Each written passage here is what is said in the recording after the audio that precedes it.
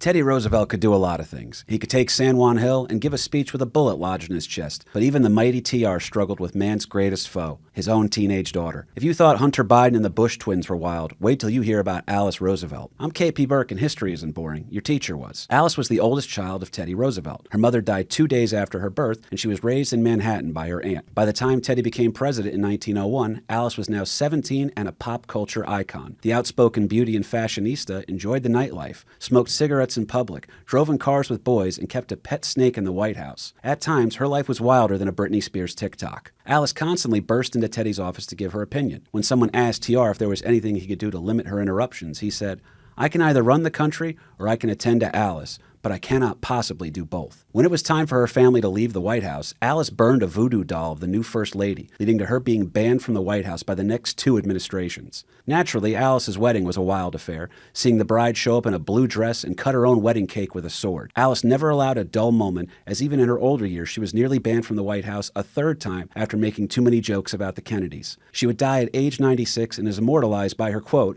"If you can't say anything nice about someone, come sit here next to me." For more weird history, check out American Loser Podcast.